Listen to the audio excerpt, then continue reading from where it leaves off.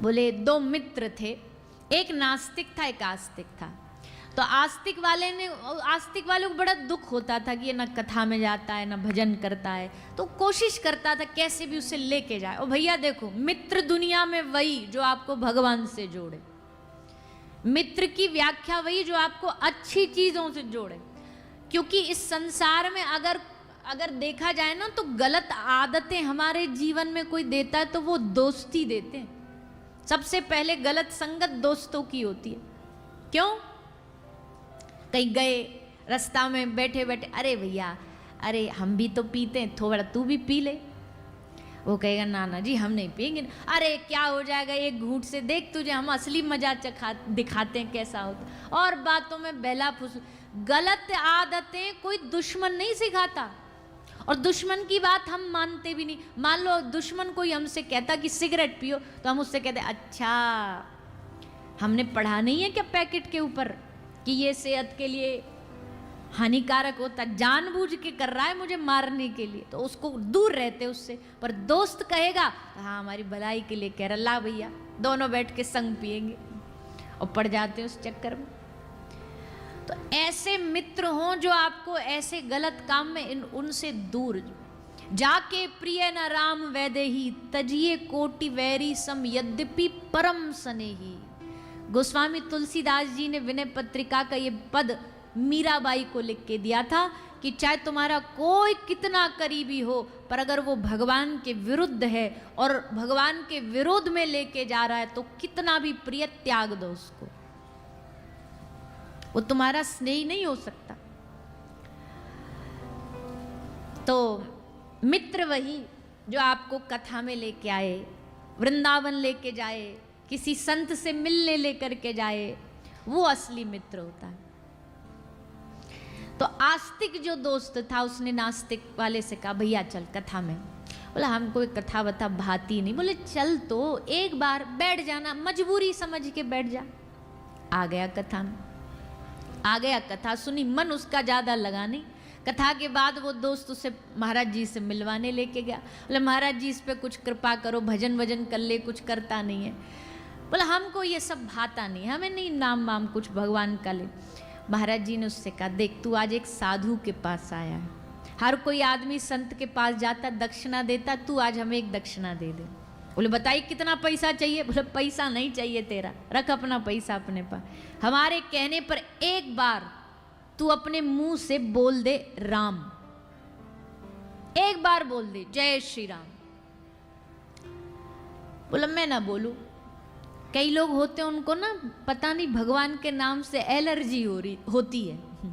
एक ब्रज भाषा में एक कथा सुनाते, एक अम्मा थी, तो उस अम्मा कभी जीवन में नाम नहीं लिया उसने भगवान का, गाली बकती रहती, उल्टा बोलती रहती। एक दिन उसका अंतिम समय आया तो घर वाले आसपास वाले बोले अरे अम्मा अब तो जा रही है, अब तो कम से कम राम राम बोल।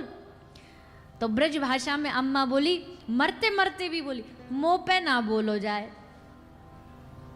मुंह पे ना बोलो जाए। सब बोले अरे अम्मा बोल ले, बोले ना मुंह पे ना बोलो जाए।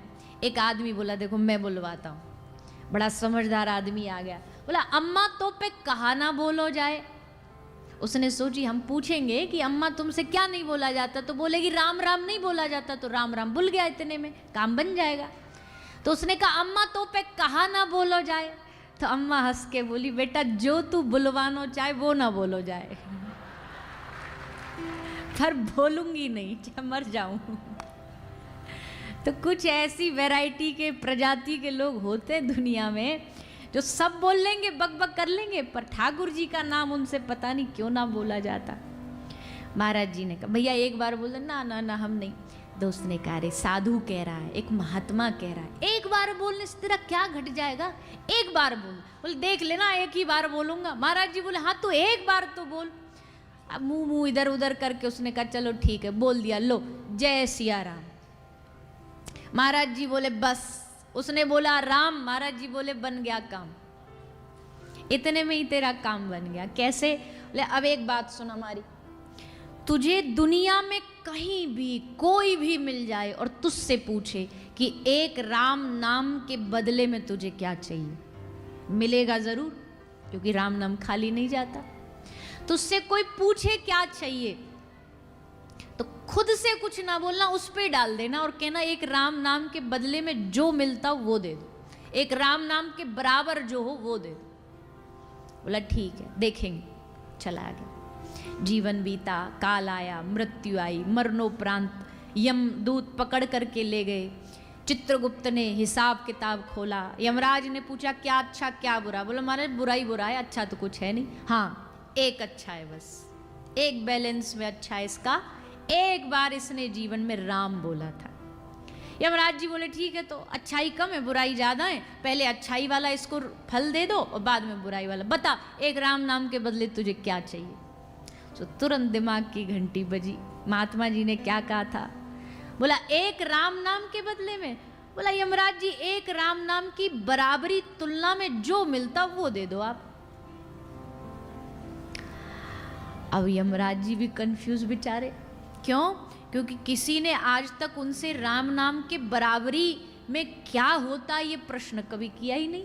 यमराज जी ने कहा लाओ हमारी रूल बुक लाओ जरा देखें, हम चेक करें एक राम नाम के बराबर में क्या होता है। यमराज जी ने पूरे अपने खाते पन्ना सब पलट डाला, यमराज जी को कुछ ना मिला। और यमराज जी न्यायाधीश कहे जाते हैं, अगर न्याय न देते इसको तो उनकी गद्दी छिन जाती, न्याय तो देना पड़ेगा। अब अपने से हायर अथॉरिटी के पास लेकर के जाते हैं। यमराज जी ने उसका हाथ पकड़ा, बोले चल तुझे इंद्र देवता के पास लेके चलते। इंद्र देवता के पास ले गए। बोले भगत जी एक नया केस लेके आया है हमारे पास, राम नाम के बराबर में इसको कुछ देना, बताओ क्या दे। इंद्र बोला हमें क्या पता, हम कभी राम नाम लेते नहीं तो हम जानते क्या। एक काम करो, जिनने दुनिया बनाई उनके पास हिसाब होगा, इसको लेके ब्रह्मा जी के पास चलो। तो ब्रह्मा जी, भगत जी, यमराज जी, इंद्र जी ब्रह्मा जी के पास गए। ब्रह्मा जी से कहा कि एक भक्त कह रहा है कि राम नाम के बराबर बदले में क्या मिलता है। ब्रह्मा जी के भी चारों के चारों सर घूम गए। बोले हमने भी कभी ना सोचा, कभी जानने की कोशिश ना करी। एक काम करो, जो राम नाम जपता है दिन रात उसके पास चलो, उसके पास।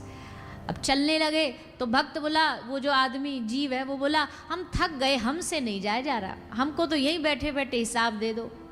बोले यहाँ बैठे बैठे क्या दे देंगे? बोले हमसे अब आगे नहीं जाया जाएगा, और अगर लेकर के जाना तो पालकी लाओ हमारे लिए।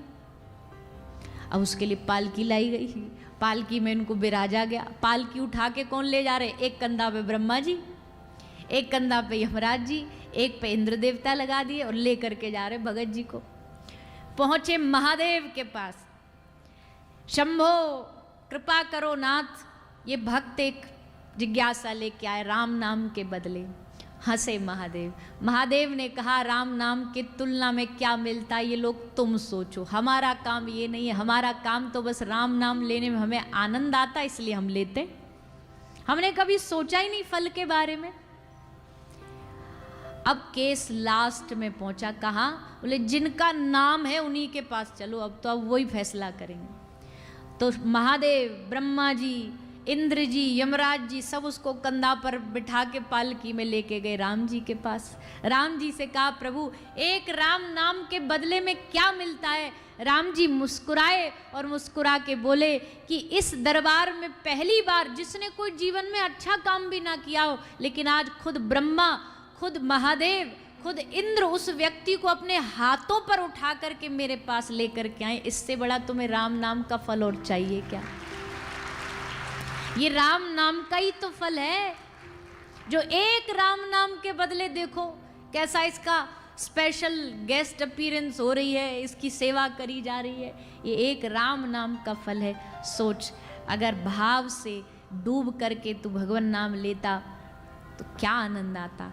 बस यही समझ लो भैया, राम नाम का फल नहीं लेना है हमें, हमें कृष्ण नाम का फल चाहिए नहीं, पर सोच के देखो कि इतना सब दान एक तरफ और एक कृष्ण का नाम का दान एक तरफ। इसलिए हम आपसे प्रार्थना करते हैं रोज रोज करोड़ों दान किया करो।